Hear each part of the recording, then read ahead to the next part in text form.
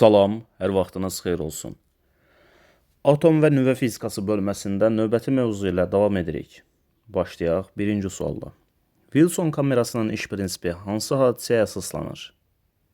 Wilson kamerası elementar zərrəcikləri müşahidə etmək üçün istifadə olunan bir qurğudur və onun iş prinsipi ifrat doymuş buxarın kondensasiyasına əsaslanır. İkinci sualla davam edirik. Şualanmanın udulma dozası hansı ifadə ilə təyin edilir? Şualanmanın udulma dozası Y bölü M ifadəsi ilə təyin olunur. Növbəti sualda M kütləli cismin udduğu iyonlaşdırıcı şualanmanın enerjisi hansı ifadə ilə təyin olunur? D bərabərdir Y bölünsün M ifadəsinə əsasən biz şualanmanın enerjisini tapmaq istəsək, şualanmanın udulma dozasını kütləyə vurmağımız lazımdır. Ona görə də sualın doğru cavabı yenə də D variantıdır. Dördüncü sualla davam edirik. Radioaktiv şualanmanın udulma dozasının vahidi Grey'dir. Beşinci sualda Wilson kamerası hansı məqsədlə işlədilir? Wilson kamerası yüklü zərrəcikləri qeyd etmək üçün istifadə edilir. Nüvə reaktorunda zəncirvari reaksiyanın stasionar getməsi üçün neytronların artma əmsalı 1-ə bərabər olmalıdır. Neytronların artma əmsalının göstərilən qiymətlərin hansında nüvə reaksiyası sönür? K 1-dən kiçik olduqda, neytronların artma əmsalı 1-dən kiçik olduqda nüvə reaksiyası sönür. 8-ci sualda hansı zərrəcik sükunətdə ola bilməz? Bu fotondur. Foton bilirik ki, işıq fotonlardan ibarətdir. Və işıq sükunətdə ola bilməz. Nəticə etibarilə fotonlar sükunətdə ola bilməzlər. 9-cu sualda hansı zərrəcik elektrik yükünə malik deyil? Yenə də variantlar arasında foton verilməyib. Fotonun da elektrik yükü yoxdur. Amma burada variantlar arasında neytrondur ki, neytronun elektrik yükü yoxdur. 10-cu sualda yenə soruşur hansı zərrəcik elektrik yükünə malik deyil? Bu fotondur. 11-ci sualda iki yüklü zərrəciyin Wilson kamerasındakı izləri üçün bunlar verilib. Onların enerjiləri və yükləri arasında hansı münasibət doğrudur? Trayektoriyanın uzunluğu və yaxud da buna deyirik trekin uzunluğu asılıdır. Nədən? Enerjidən. Əgər L1 böyükdür L2 yazırıqsa, o zaman Y1 böyük Y2 yazmağımız lazımdır. Amma izlərin eni, yəni trekin qalınlığı asılıdır zərrəciyin yükündən. Əgər D2 D1-dən böyükdürsə, o zaman Q2 də Q1-dən böyükdür. Deməli, sualımızın doğru cavabı C variantı olmalıdır dedik. Və 12-ci sualla davam edirik. İki yüklü zərrəciyin Wilson kamerasındakı izləri üçün münasibəti verilmişdir. Onların kinetik enerjiləri və yükləri arasında hansı münasibət doğrudur? Yenə də deyirəm, trekin uzunluğu asılıdır enerjidən. Əgər L2 L1-dən böyükdürsə, o zaman Y2 də Y1-dən böyükdür. Trekin qalınlığı isə zərrəciyin yükündən asılıdır. Əgər D1 D2-dən böyükdürsə, Q1 də Q2-dən böyükdür yaza bilərik. Deməli, sualımızın doğru cavabı oldu, yenə də C variantı. 13-cü sualda D vurulsun M ifadəsi ilə hansı fiziki kəmiyyət təyin olunur? D bərabərdir Y bölünsün M ifadəsinə əsasən. Buradan D vurulsun M'i tapsaq, bu D vurulsun M bizə verir Y'ni, yəni enerjini. Udulan şualanmanın enerjisini verir. 14-cü sualla davam edirik. Y bölünsün M ifadəsi ilə hansı fiziki kəmiyyət təyin olunur? D bərabərdir Y bölünsün M, yəni bu Y bölü M nisbəti bizə şualanmanın udulma dozasını göstərir. 15-ci sualda udulan enerjinin sabit qiymətində şualanmanın udulma dozasının kütlədən asılılıq qrafiki hansıdır? D bərabərdir Y bölünsün M. Şualanmanın udulma dozası kütlədən tərs mütənasib asılıdır. Kütlənin sabit qiymətində şualanmanın udulma dozasının udulan enerjidən asılılıq qrafiki hansıdır? D bərabərdir Y bölünsün M ifadəsinə əsasən şüalanmanın udulma dozası udulan enerjidən düz mütənasib asılıdır. Neytronların artma əmsalının hansı qiymətində zəncirvari nüvə reaksiyası sönər? Neytronların artma əmsalı 1-dən kiçik olarsa, zəncirvari nüvə reaksiyası sönəcəkdir. Neytronların artma əmsalının hansı qiymətində sönməyən zəncirvari nüvə reaksiyası baş verir? Əgər K 1-dən böyük olarsa, o zaman sönməyən zəncirvari nüvə reaksiyası baş verir. Reaksiyada çatışmayan hissəcik hansıdır deyir bizə. Deməli, burada var 79, burada da var 1. 80 etdi, burada da 80 var və salam. Deməli, bizim burada bir dənə 0 yazmağımız lazımdır. Burada 198, 1, 199 elədi. Burada da 198 var. Deməli, bizim burada 1 yazmağımız lazımdır ki, hər iki tərəf 199-a tamamlansın. 0, 1. Hansı hissəcikdir? Neytrondur. Ona görə də sualın doğru cavabı Y variantıdır. 20-ci sualda hansı şüalar elektrik sahəsində meyl edir? Baxaq görək. Alfa şüalar elektrik sahəsində meyl edir. Çünki alfa şüalar helium nüvələri selindən ibarətdir və nəticədə onların nüvəsinin elektrik yükü vardır. Buna görə də onlar elektrik sahəsində meyl edirlər. 21-ci sualla davam edirik. 92-238 uran elementinin nüvəsindən neçə ədəd və hansı zərrəcik buraxılmalıdır ki, 92-235 uran izotopu alınsın? Deməli, 92-238 uran. Bundan əmələ gəlib 92-235 uran üstə gəl. İndi burada 92 var, burada da 92 var, düzdürmü? Deməli, bizim burası 0 yazmağımız lazımdır. Burada 238 var, burada isə 235 var. Deməli, 3 çatışmır. Biz bura 3 yazmalıyıq, amma 3'ü birbaşa yaza bilmərik. 3'ü biz əmsalda yaza bilərik, 1'i də yaza bilərik burada. Deməli, əmsalda 3 var, 3 ədəd nə buraxılıb? Neytron buraxılıb. 3 neytron sualın doğru cavabıdır. 22-ci sualla davam edirik. Deyir ki, bu reaksiyada çatışmayan zərrəcik hansıdır? Bu tərəfə baxsaq 19, bu tərəfdə isə 20 ilə 1, yəni 21. Bu tərəfdə deməli 21 var, bu tərəfdə isə 19 var. Deməli, bizim bura 2 yazmağımız lazımdır ki, 21 sağ tərəfdə də, sol tərəfdə də 21 olsun. Bu tərəfdə var 44 ilə 1'in toplamı. 44 və 1'in toplamı 45, bu tərəfdə isə 41 var. Deməli, bizim bura 4 yazmağımız lazımdır. 2, 4 də nədir? Heliumdur. Sualın doğru cavabı deməli A variantıdır. Davam edirik 23-cü sualla. Deyir ki, nüvə reaksiyasında çatışmayan zərrəcik hansıdır? Burada 25. Burada isə 0-dan 26, 26 elədi. Deməli, bizim burada 1 yazmağımız lazımdır ki, sol tərəfdə də, sağ tərəfdə də 26 olsun. Bu tərəfdə 55, bu tərəfdə isə 55 ilə 1, yəni 56. Deməli, bizim burada 1 yazmağımız lazımdır ki, sol tərəfdə də, sağ tərəfdə də 56 olsun. 1, 1, bu da hidrogendir. C variantı. 24-cü sualda deyir ki, nüvə reaksiyasında çatışmayan zərrəcik hansıdır? 25 ilə 1, 26 elədi. Deməli, bu oxun sol tərəfində 26 var, bu tərəfində də 26 olması üçün 0 yazmalıyıq. 26-ya 0 gələndə 26 olur. 55 ilə 1, 56 elədi. Burada da 55 var, deməli burada 1 yazmağımız lazımdır ki, bu tərəfdə 56 eləsin. 0, 1, o da neytrondur. Davam edirik 25 ilə. Bir cins maqnit sahəsində yerləşdirilmiş Wilson kamerasında yüklü zərrəciyin izi Mn qövsü şəklindədir. Bu hansı zərrəcikdir? Yüklü zərrəciyə maqnit sahəsində bilirik ki, Lorentz qüvvəsi təsir edir. Və Lorentz qüvvəsi sol əl qaydasına əsasən müəyyən olunur. X-lərdirsə əgər,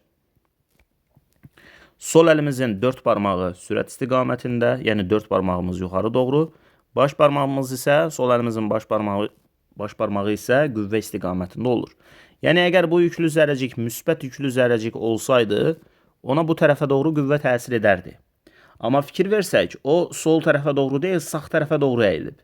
Deməli, bu, buradan başa düşürük ki, bu mənfi yüklü zərrəcikdir. Mənfi yüklü zərrəcikdə variantlar arasında elektron verilmişdir. Növbəti məsələdə bir cins maqnit sahəsində yerləşdirilmiş Wilson kamerasında yüklü zərrəciyin izi Mn qövsü şəklindədir. Bu hansı zərrəcikdir? İndi bundan nöqtələr verilib, sol əlimizin üstünü tuturuq. Sol əlimizin üstü bu şəkildə 4 barmaq sürət istiqamətində, baş barmaq da qüvvə istiqamətində yönəlir. Yəni normalda sol əlimizin baş barmağı bu tərəfə doğru yönəlir. Amma bu əks istiqamətdə meyl edib. Deməli bu müsbət yüklü zərrəcik deyil, mənfi yüklü zərrəcikdir. Mənfi yüklü zərrəcikdə yenə də elektron verilmişdir. 27-ci sualda radioaktiv maddədə nüvələrin sayı 2 dəfə azaldıqda yarım parçalanma periodu dəyişməz. Niyə dəyişməz? Çünki radioaktiv maddənin yarım parçalanma periodu radioaktiv maddənin növündən asılıdır. Onun yəni nüvələrin sayı 2 dəfə azaldı, yarım parçalanma periodu da dəyişsin deyə bir şey yoxdur. Yəni nüvələrin sayından asılı deyildir. 28-ci sualda istilik nüvə reaksiyası zamanı iki protonun birləşməsi nəticəsində deuterium nüvəsi və neytrino alınır. Bunlardan başqa hansı zərrəcik alınır deyir. Deməli, 2 dənə proton birləşdi. Reaksiyanı bu şəkildə yazdıq. Bir dənə deuterium nüvəsi əmələ gəldi. Deuteriumda 1-2 hidrogen izotopudur. İndi burada baxırıq. 1 ilə 1-in toplamı 2 elədi. Burada 1 var. O zaman bizim bura 1 yazmağımız lazımdır. Burada 1 ilə 1-in toplamı 2 elədi. Burada da 2 var. O zaman bizim bura 0 yazmağımız lazımdır. 1-0. Bax bu 1-0 elektron deyil. Bu elektronun antizərrəciyi olan pozitrondur. Yəni bir dənə pozitron əmələ gəlir. 29-cu sualda istilik nüvə reaksiyaları zamanı plazmanın yüksək temperaturu nəyə lazımdır? Nüvələrin klon itələməsinə üstün gəlməsi üçün lazımdır. 92-235 uran nüvəsi neytronu udur və bölünərək ksenon və sirkonium qəlpələrinə parçalanır. Bu zaman neçə sərbəst neytron ayrılır deyir bizə. Bizim reaksiyanı yazmağımız lazımdır. 92-235 uran. Neytronu uddu. Yəni üstünə gəlirik 0,1 neytron. Əmələ gəldi. Deməli 54, 139, 54, 139 ksenon. Üstə gəl 38, 94. Üstə gəl. İndi bu zaman deyək ki, neçə dənə sərbəst neytron alınır. 235'e 1 gələndə 236 eləyir. Burada 139, burada 94 var. Bu 233 eləyir. 233 sağ tərəfdə, 236 isə sol tərəfdə. Deməli, burada 3 ədəd neytron əmələ gəlməlidir. Deməli, sualımızın doğru cavabı A variantıdır deyə bilərik. Növbəti məsələdə yenə uran nüvəsi neytronu udur və bölünərək 2 dənə qəlpəyə parçalanır. Bu zaman deyir ki, neçə dənə sərbəst neytron alınır. İndi baxın burada. Neytronu uddu, düzdürmü? O zaman 235 idi. Bir dənə də neytronu uddu. 236 oldu kütlə ədədi. Bu tərəfdə isə 142 və 91 var. Yəni 233 var. Yenə neçə dənə neytron lazımdır? 3 dənə neytron lazımdır. Deməli, sualın doğru cavabı B variantıdır. Növbəti məsələdə deyir ki, radioaktiv çevrilməsində elementin nüvəsi Mendeleyev cədvəlində yerini necə dəyişir? İndi burada Z var. Burada 2-ni 2-yə vurduq 4. 4-dən 1-i çıxdıq 3 elədi. Yəni müsbət 3 var. Bura bir dənə mənfi 3 yazmağımız lazımdır ki, yəni mənfi 3 deyəndə Z çıxılsın 3 yazmağımız lazımdır ki, reaksiya tamamlansın. Yəni bu tərəfdə Z var, sağ tərəfdə də 4 çıxılsın 1, üstə gəl Z çıxılsın 3 olmalıdır ki, 4-dən 1-i çıxanda 3 eləyir axı. 3 üstə gəl Z çıxılsın 3 nə eləyir? Z-ni verir. Yəni bu tərəfdə Z çıxılsın 3 olmalıdır. Yük ədədi 3 vaid azalmalıdır. Yük ədədinin 3 vaid azalması deməkdə elementin 3 xana əvvələ yerini dəyişməsi deməkdir. 33-də radioaktiv çevrilməsində elementin nüvəsi Mendeleyevin cədvəlində necə yerini dəyişir? Burada var 2, burada da var 2 ilə mənfi 1, yəni mənfi 2. 2-dən mənfi 2-nə çıxdıq, 0 elədi. Yəni 0-dırsa burada artıq o yerini dəyişməyəcək. 34-də azot izotopunun nüvəsi neytronudur və naməlum element və alfa zərrəcik əmələ gəlir. Həmin elementi müəyyən edin deyir bizə. 7, 14. Neytronu olsun 0,1 neytron. Naməlum bir element və alfa zərrəcik, yəni 2,4 helium. Üstə gəl, nə? 7 ilə 0. 7 elədi. Burada isə 2 var. O zaman bizim bura 5 yazmağımız lazımdır ki, sol tərəfdəki 7-ni ala bilək. Yəni 2 ilə 5-in toplamı 7 ilə 0-ın toplamına bərabərdir. 14'e 1 gələndə 15 eləyir. Burada isə 4 var. O zaman bizim bura 11 yazmağımız lazımdır ki 15'i tamamlaya bilək. 5, 11 bor. Yəni sualın doğru cavabı D variantıdır. 35'də azotun 7-14 izotopunun nüvəsi alfa zərrəciklə bombardıman edildikdə naməlum element və proton əmələ gəlir. Həmin element hansıdır? Deməli 7-14 azot.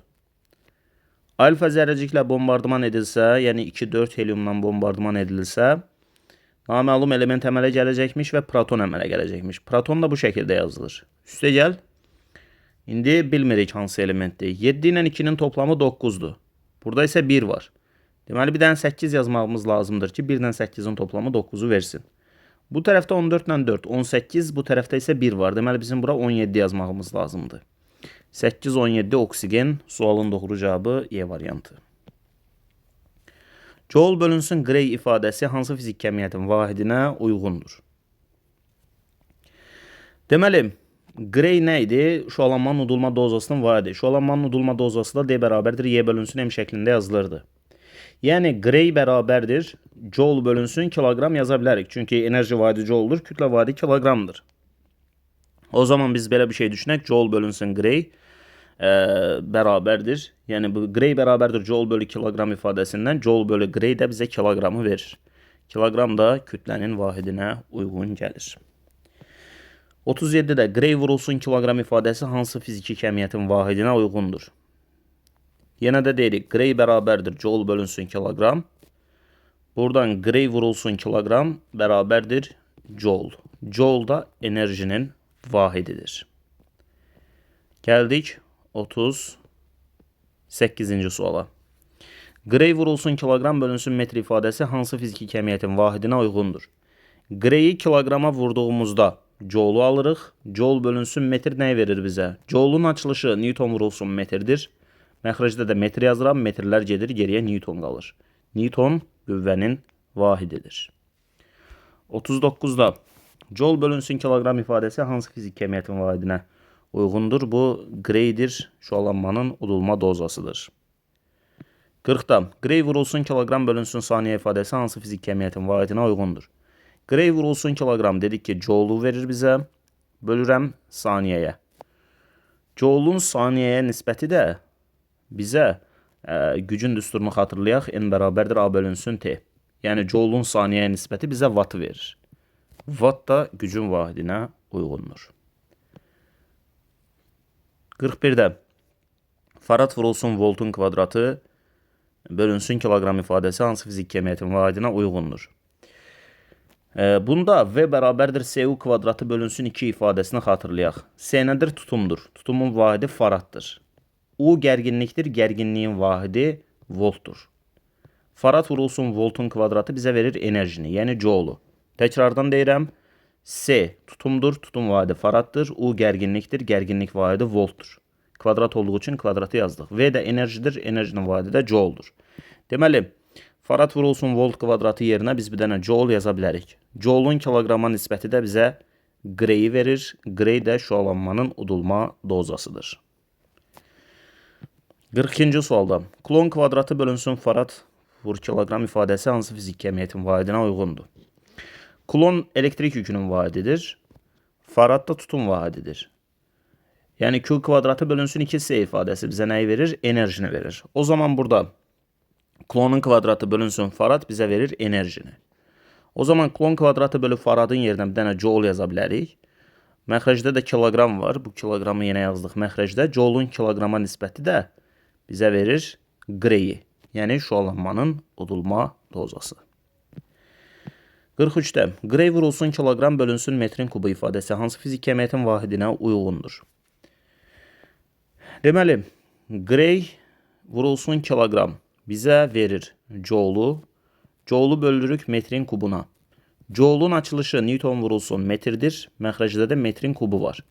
Metr ilə metrin kubu gedəndən sonra məxrəcdə qalır metrin kvadratı. Newton bölünsün metrin kvadratı da bizə verir təzyiqi. Deməli, bu vahid təzyiqin vahididir. 44'də Gray vurulsun kilogram bölünsün metrin kvadratı ifadəsi hansı fizik kəmiyyətin vahidinə uyğundur? Gray'i kilograma vuranda Joule'u əldə edirik. Məxrəcdə də metrin kvadratını yazıram. Joul'un açılışı Newton vurulsun metrdir. Məxrəcdə də metrin kvadratı var. Newton bölünsün metr ilə metrin kvadratı ixtisar gedəndən sonra metr qaldı məxrəcdə. Newton bölünsün metr sərtliyin vahidinə uyğundur. 45-ci sualda elementar zərrəciklərdir deyir. Elektron elementar zərrəcikdir. Proton elementar zərrəcikdir. 1 və 5 sualın doğru cavabıdır. 46-da elementar zərrəcik deyil. Alfa zərrəcik elementar zərrəcik deyil. Atom elementar zərrəcik deyil. 2 və 3 sualın doğru cavabıdır. İstilik nüvə reaksiyası zamanı müsbət yüklü zərrəciklərin böyük miqdarda kinetik enerjiyə malik olması nəyə görə lazımdır? Nüvələrin Coulomb itələməsinə üstün gəlməsi üçün. 48-ci sualda deyir ki, nüvə reaksiyasında hansı zərrəcik yaranır? 3 ilə 1-in toplamı 4-dür. Bu tərəfdə isə 4 var. Elə bura 0 yaza bilərik. Sonra 7 ilə 1-in toplamı 8 edir. Burada da 7 var. O zaman bizim bura 1 yazmağımız lazımdır ki, buradakı 8, sol tərəfdə 8, sağ tərəfdə də 8 olsun. Deməli, 0-1. 0-1 nədir? Neutrondur.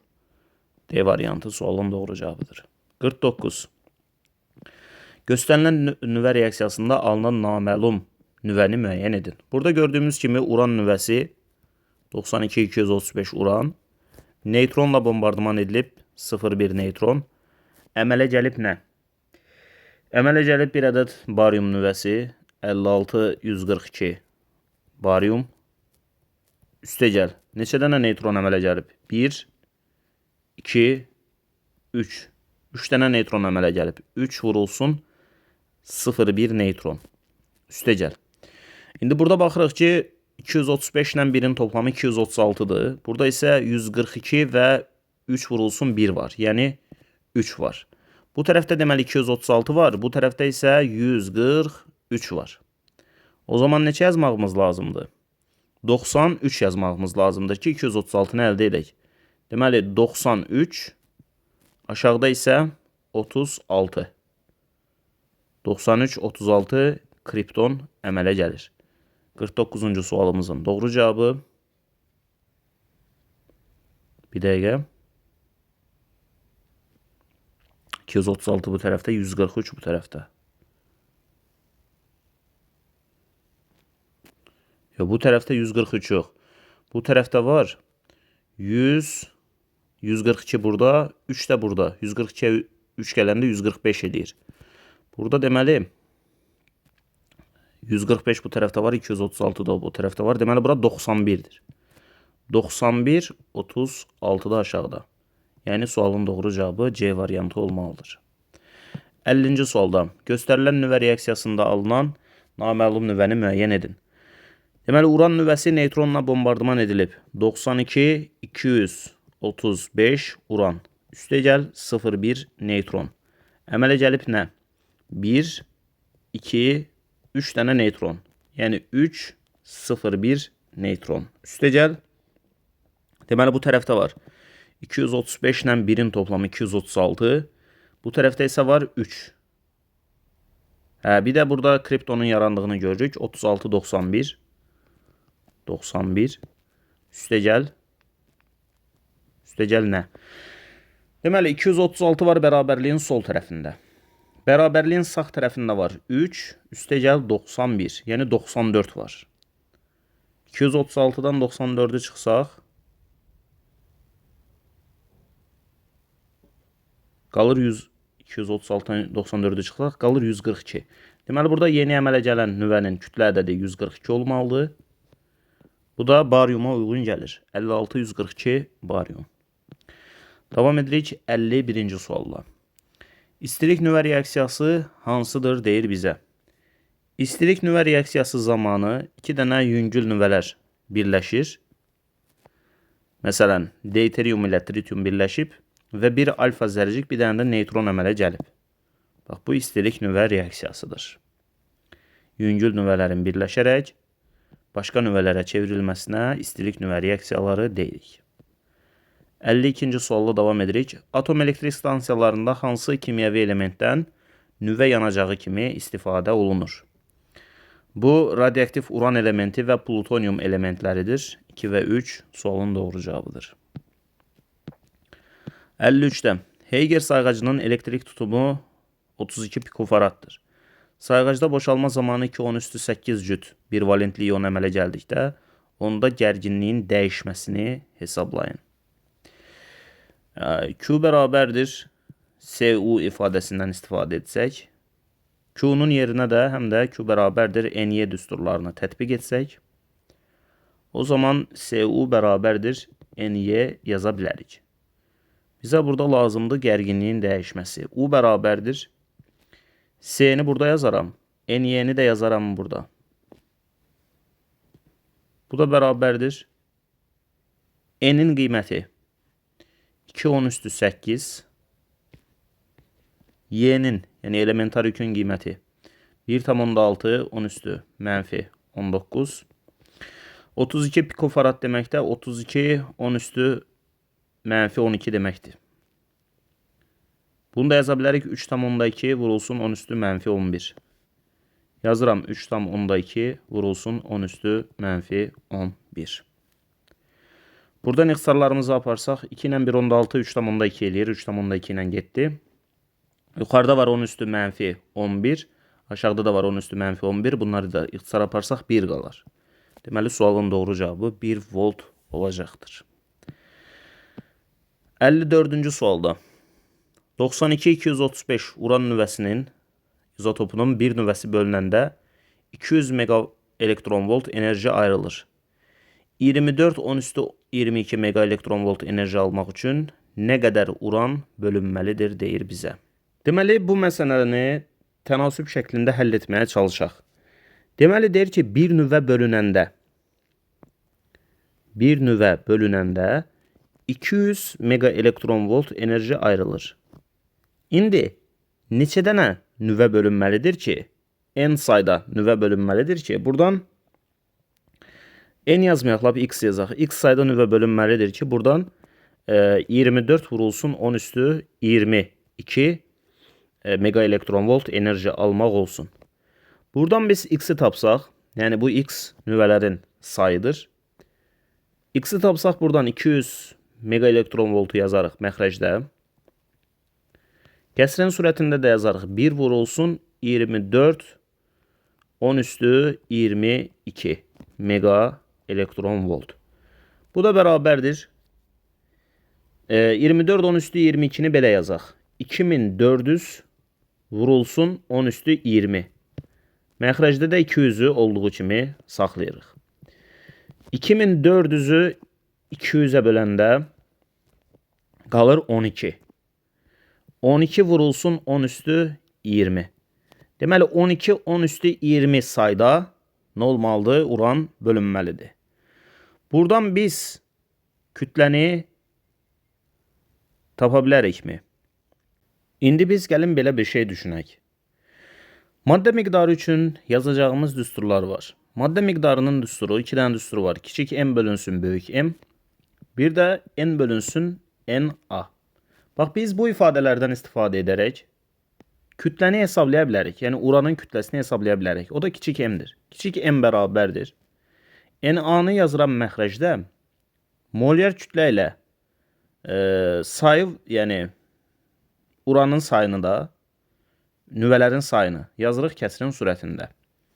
Molyar kütlə burada görünür. Bax 92-235 verilir, düzdürmü? Bu 235 uranın molyar kütləsidir. Yəni 235'i yazdım burada. Vurulsun n say. Say nə qədərdir? 12 10⁻20'dir. Yazdım 12 10⁻20. Bölünsün na. Yəni Avogadro sabiti. Avogadro sabiti də 6 10⁻23'dür. Bunu da yazıram 6 vurulsun 10⁻23. Bu da bərabərdir. 12 ilə 6'nı aparanda 2 qalır. 235'i də 2'yə vuranda olur 470.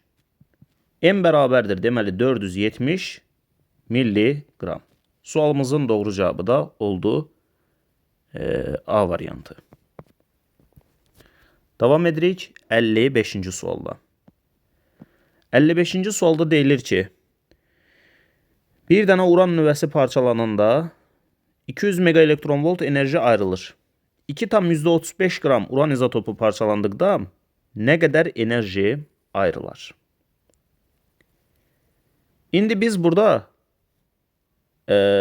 sayı tapmalıyıq. Yəni 2,35 qram uran izotopu neçə sayda nüvədən ibarətdir? Bunu tapmağımız lazımdır.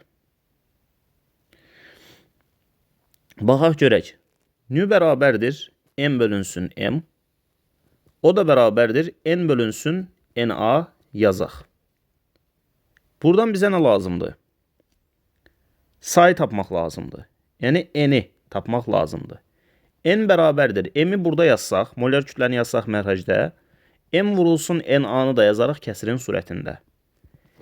M nədir? Deməli burada belə deyək, uran izotopunun kütləsidir. 2,35 qram.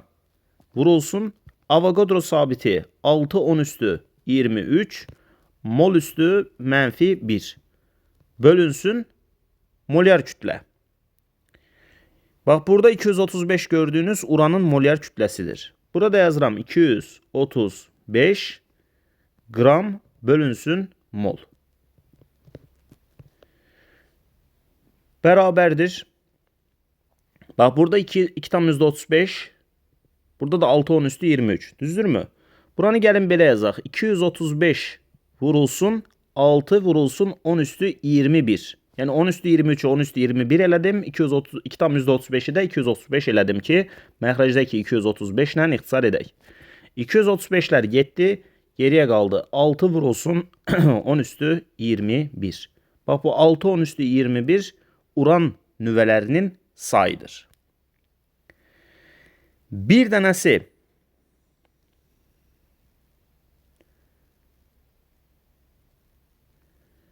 dənəsi parçalandıqda, yox, 6 10 üstü 21 sayda. Deməli, bir uran izotopu parçalandıqda bu qədər enerji ayrılmış deyir. İndi bizə tapmaq lazımdır ki, 6 10 üstü 21 sayda uran izotopu parçalansa nə qədər enerji ayrılar? Deməli, bir nüvə üçün 200 megaelektronvolt enerji uyğun gəlirsə, 6 10 üstü 21 sayda nüvə üçün nə qədər enerji uyğun gələr? Biz bu enerjini tapacağıq. İndi buradan yazıram x bərabərdir 6 10 üstü 21 vurulsun 200 megaelektronvolt. Bu da bərabərdir. 6'nı 200'a vurduq, elədi 1200. 1200 10 üstü 21. Bunu yaza bilərik 12 10 üstü 23 və yaxud da 1,2 10 üstü 24 şəklində. Deməli 1,2 10 üstü 24 megaelektronvolt enerji ayrılarmış. Davam edirik 56-cı sualla. Plutonyum izotopunun bir nüvəsi bölünəndə 200 megaelektronvolt enerji ayrılır. 2,39 qram plutonyum izotopu bölünərsə nə qədər enerji ayrılar? Nü bərabərdir m bölünsün m, o da bərabərdir n bölünsün na yazırıq. Və burada plutonyum nüvələrinin sayını tapırıq. N bərabərdir molyar kütlə məxrəcdə kiçik m ilə na kəsirin surətində. Buradan n bərabərdir. Baxın, plutonyumun kütləsini verib 2,39 qram. 2,39 qram vurulsun. Avogadro sabitini verib 6 10 üstü 23 mol üstü -1 bölünsün molyar kütlə. Molyar kütlədə burada gördüyümüz qiymətdir. Yəni 239'dur. 239 qram bölünsün mol bunun molyar kütləsidir. Buradan n bərabərdir. Alırıq. Yenə 2,39'u 239 yazacağım. Vurulsun 6 10 üstü 23'ü də yazacağım 10 üstü 21. Bölünsün 239. 239'lar getdi. Geriyə qaldı 6 10 üstü 21. Bax, bu nüvələrin sayıdır. Bir dənə nüvə bölünəndə 200 megaelektronvolt enerji ayrılırsa, 6 10 üstü 21 sayda nüvə bölünəndə də ayrılan enerjini tapmaq üçün 200 mega elektron volt enerjini 6 10 üstü 21'ə vurmağımız lazımdır. Bu da eləyir 1200 10 üstü 21 və yaxud da 1,2 vurulsun 10 üstü 24 mega elektron volt. Sualımızın doğru cevabı 1,2 10 üstü 24 olmalıdır. O da D variantında verilmiştir. Davam edirik 57. sualla. Radioaktif X elementinin izotopunun alınmasına uyğun keçid hansıdır? İzotop alınarkən yük ədədi dəyişməməlidir. Yəni yük ədədi başlanğıcda 92-dirsə, sonda da 92 qalmalıdır. Yük ədədi sabit olmalıdır. Baxın, yük ədədi sabit qalmalıdır. Burada Z yük ədədidir və həmən qiymət sabit qalmalıdır. Çünki izotoplar nələrdir? Yük ədədləri, yəni proton sayı eyni, kütlə ədədləri və yaxud da neutron sayları fərqli olan elementlər. Ona görə də 1-2 keçidində izotop alınır. 1-2 deməyək də burada 1 keçidi ilə göstərilir. 1 keçidi zamanı izotop əmələ gəlir. 58-də istilik nüvə reaksiyasına naməlum izotopu müəyyən edin deyir bizə. Burada proton var. Proton yazılır 1-1. Üstə gəl. Naməlum elementi bilmirik. Əmələ gəlib 2 dənə alfa zərrəcik. 2-ni əmsalda yazıram. 2-4 helium əmələ gəlib. İndi burada 2-ni 2-yə vurdum 4 elədi. Düzdürmü? O zaman bu tərəfdə 1 olduğu üçün bura 3 yazmağımız lazımdır ki 1 ilə 3-ün toplamı 7-ni versin. 1 ilə 3-ün toplamı 4'ü versin daha doğrusu. Bu tərəfdə də 2 ilə 4 var. Yəni 8 var. 8 olduğu üçün bura 7 yazıram ki 1 ilə 7'nin toplamı 8'ə bərabərdir. Deməli 3-7 lityum elementidir. Sualın doğru cevabı B variantıdır. 59'da. Deməli proton üstəgəl naməlum bir zərrəcik bilmirik. Əmələ gəlib nə? 3 dənə alfa zərrəcik. Yəni 2-4 helium. 3'ü 2'yə vurdum 6 elədi. Bu tərəfdə isə 1 var. O zaman bura 5 yazmağımız lazımdır ki sağ tərəfdəki 6'nı ala bilək. Sonra burada 3'dən 4. 3'dən 4 12 edir. Burada isə 1 var. Deməli bizim bura 11 yazmağımız lazımdır ki 1 ilə 11'in toplamı 12'ni verir bizə. Bu da bor nüvəsidir. Deməli sualın doğru cevabı E variantıdır. Gəldik 60-cı suala. Bir cins maqnit sayəsində yerləşdirilmiş Wilson kamerasına alfa hissəcik daxil olur və K trayektoriyası üzrə hərəkət edir. Həmin sürətlə bu sahəyə daxil olan proton hansı trayektoriya üzrə hərəkət edər? Alfa zərrəcik və proton hər ikisi müsbət yüklü zərrəciklərdir. Yəni, əgər alfa hissəcik bu istiqamətdə meyl edirsə, proton da həmən istiqamətdə meyl etməlidir. Sadəcə baxacağıq ki, cızdığa çevrənin radiusu daha böyükdürmü, yoxsa daha kiçikdirmi? Bunu bilmək üçün R bərabərdir MV bölünsün QB düsturundan istifadə edirik. Alfa hissəcik belə yazılır. 2-4 helium. Proton isə 1-1 şəklində yazılır.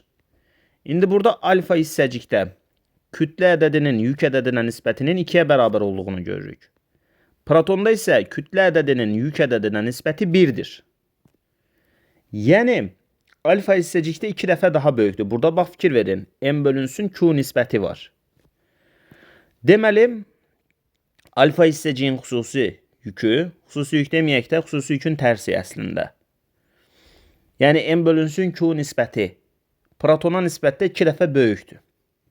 Ona görə də alfa hissəciyin cızdığı çevrənin radiusu protonun cızdığı çevrənin radiusundan 2 dəfə böyük olmalıdır.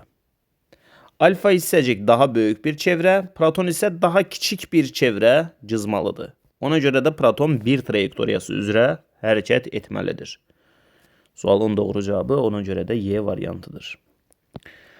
61'də.